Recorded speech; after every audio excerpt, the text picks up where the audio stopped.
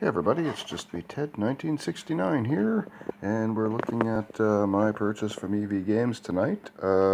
It is Star Wars The Black Series, of course, and it's number 64, the Range Trooper from the Solo Star Wars movie. So that is the figure. He is actually one of the better standing and nicely articulated figures I've seen from Hasbro in a little while here. The blaster he came with is the standard Trooper blaster, I believe, and comes out of the packaging, which I'm not a fan of. I'm less and less a fan of plastic lately, especially all this crinkly kind you have to kind of maul to get the pieces out.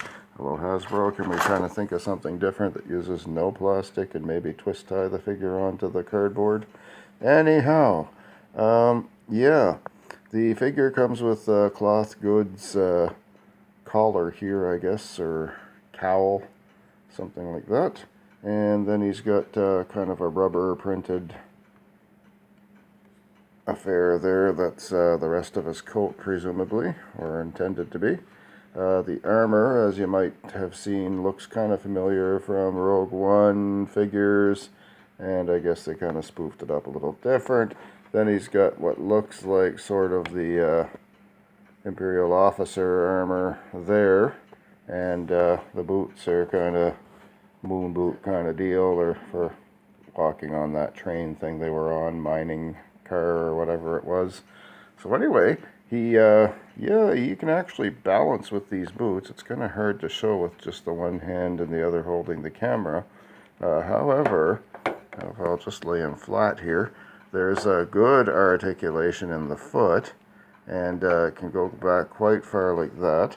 And then, of course, as you can see, he can turn his leg quite far outward from the knee there. Upper thighs have this kind of flight suit style feature, so I'm not sure what that's supposed to be. Maybe it holds his harness on for his armor plating there, but at any rate, that's there, and that's pretty cool. He's got a belt, and meant to hold the blaster with one hand. I can't quite get him to pose to hold it two-handed style. It's just not quite there for the articulation for that. The head does swivel quite well, and again, not much up and down movement, a little bit. I'd say he's got about 10-degree movement, or 15-degree maybe up and down, but side to side is obviously perfect. And yeah, he's fairly well balanced here, and yeah, not inclined to fall right away there. So that is the Range Trooper Star Wars The Black Series 6-inch. They also had at the store tonight Lando, young Solo, Kira, and Chewie with the goggles. I was kind of looking to get Chewie too, but I've already got a Chewbacca, and this one's not a lot different.